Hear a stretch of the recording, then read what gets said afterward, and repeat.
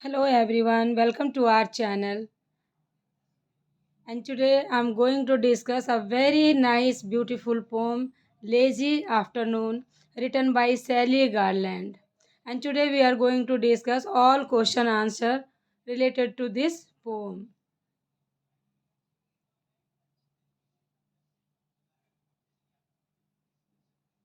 So you can see very well here. This is your poem, Lazy Afternoon. Lazy Afternoon. Okay.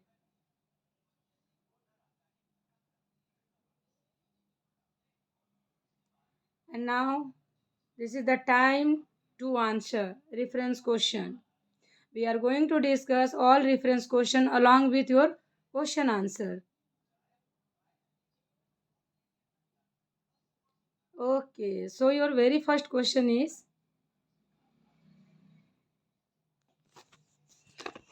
reference to the context question.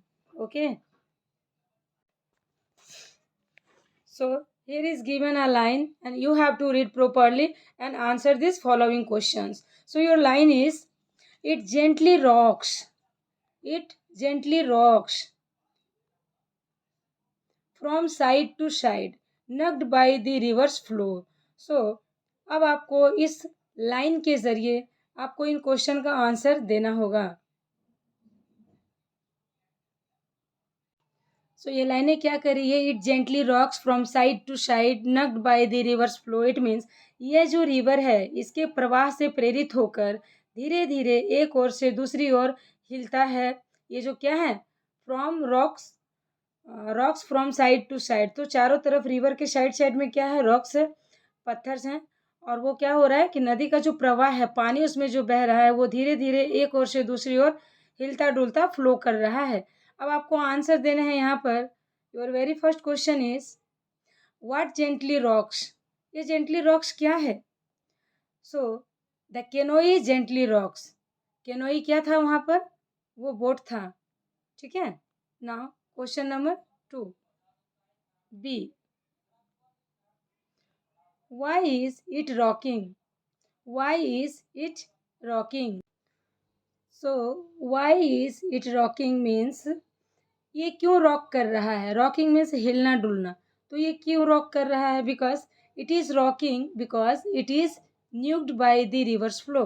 ये हिल डुल रहा है क्योंकि इसे क्या मिल रहा है? नदी का प्रवाह मिल रहा है. न्यूक्ड मीन्स यहाँ पर क्या है? जो नदी की धारा है उसका जो प्रवाह है वो उसको वहाँ पे मिल रहा है. Now question number C. Question number C is where is the poet at this point in the time. इस समय जो पोइट है वो कहाँ है? इस समय वो पोइट कहाँ है? So your answer is the poet is sitting in the canoe. So poet कहाँ पर है? उस छोटे से नौका में, उस छोटे से बोट पर है. Now question number D. Describe the atmosphere eight this point in time. इस समय वहाँ का माहौल कैसा है आपको डिस्क्राइब करना है. वहाँ का एटमोस्फेयर कैसा है? Now you have to describe. So your answer is the atmosphere is quite with the heat being intense and the forest surrounding the poet is serene.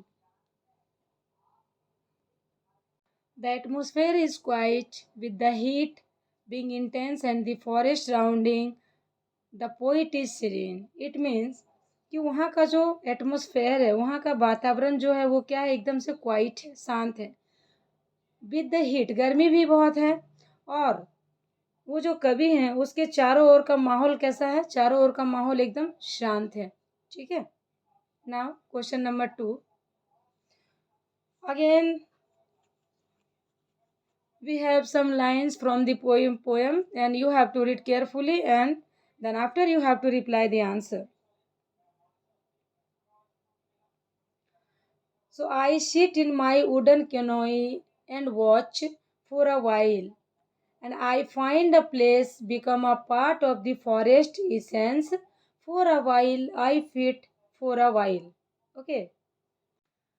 इन लाइनों में पोइट कहते हैं कि मैं जब उस वुडन केनोई पर बैठता हूँ और बैठकर दूर तक देखता हूँ तो क्या पाता हूँ कि ये जो जंगल है, ये जो जगह है, ये जंगल इस जगह का एक पार्ट बन गया है, ठीक है? और मैं कुछ देर के लिए एकदम से उस जगह पे फिट हो जाता हूँ, I fit.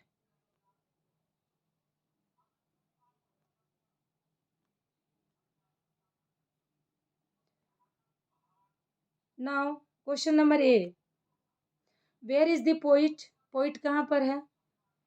Then your answer is the poet is sitting in the wooden canoe. वो उस लकड़ी के बोट पर बैठा हुआ है। Question number B is what is the poet watching?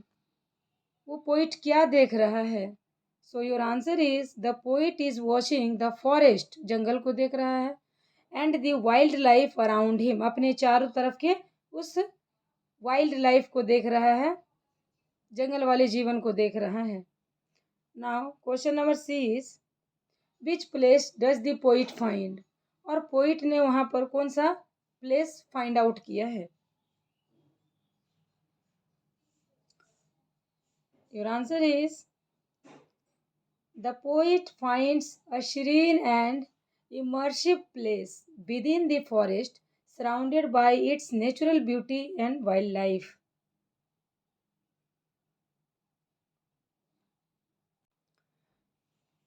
It means कि पोइट ने उस जंगल के अंदर एक बहुत ही क्वाइट, शांत और बहुत ही इमर्सिव, मनमोहक स्थान पाया है, मनमोहक जगह पाया है। मतलब एकदम से वहाँ पर जाने के बाद मस्मराइज हो जाएगा आदमी, इतना सम्मोहित हो जाएगा। एक ऐसा खूबसूरत सा जगह उन्होंने पाया है जो कि एकदम से नेचुरल ब्यूटी और वाइल्ड लाइफ से चारों तरफ सराउंडेड है, इट मीन्स घिरा हुआ है, ठीक है।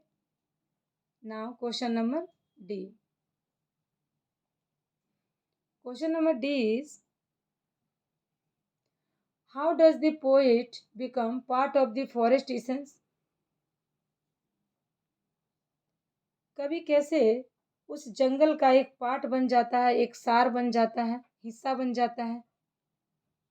So your answer is the poet become the poet becomes part of the forest essence by quietly observing and blending into the scene from their wooden canoe, becoming attuned to the natural rhymes, rhythms, and the wildlife around them.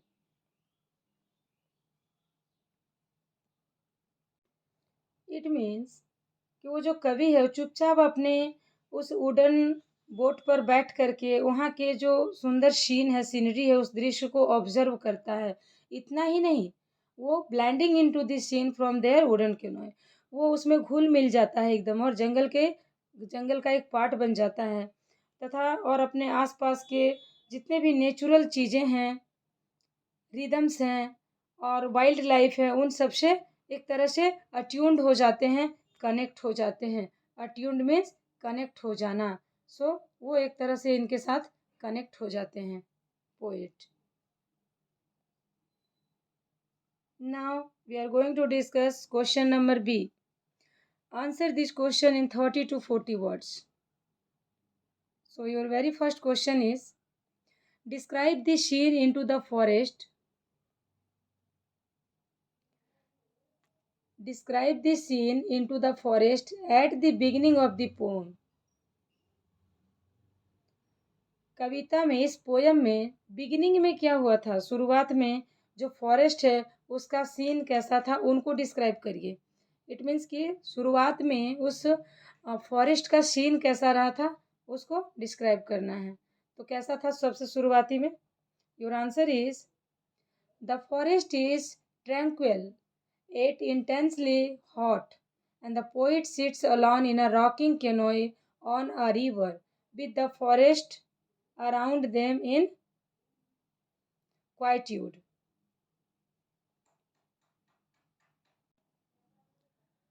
It means forest is tranquil, जंगल एकदम शांत है और उसके साथ ही बहुत ज़्यादा गर्मी भी है। और ऐसे में जो पोइट है वो एक रॉकिंग केनोई में बैठा है, एक हिलता डुलता हुआ केनोई में बैठा है नदी में, और उसके चारों ओर का माहौल कैसा है? The forest around them in quietude means शांत होता है। क्वाइट्यूड मीन्स क्या होता है? शांत होता है और काम होता है, कूल एंड काम होता है। ओके, तो एकदम शांत है जंगल का माहौल। और जो पोइट है वो एक वुडन बोट पर बैठा हुआ है नदी में, और जंगल का माहौल एकदम से शांत है मगर बहुत हॉट है, गर्म है। Question number 2 is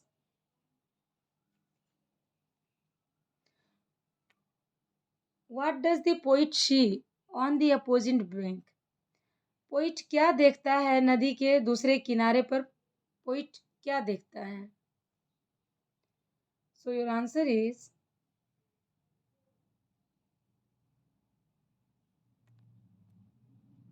the poet observes a large osprey and an elegant white heron on the opposite bank of the river. तो पोइट यहाँ पर दो चीजों को देख रहा है, एक तो उस ऑस्प्रे को देख रहा है और दूसरा उस हेरोन को देख रहा है।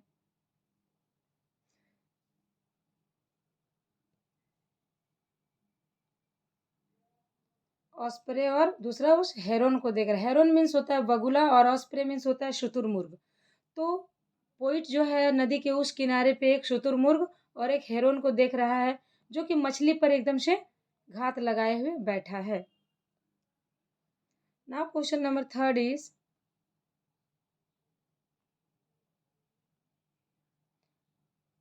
What do you think the osprey and heron are searching for in the glittering water? वो दोनों उस ग्लिटरिंग वाटर में, चमकती हुई पानी में क्या देख रहा है, क्या ढूंढ रहा है? They are likely searching for fish in the glittering water of the river. तो बगुला है या शुतुरमुर्ग है, तो दोनों पानी में क्या देख रहा है? फिश देख रहा है खाने के लिए। Now question number 4 is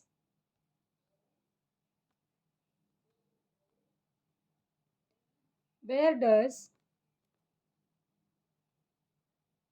where does a splash of color come from the surroundings?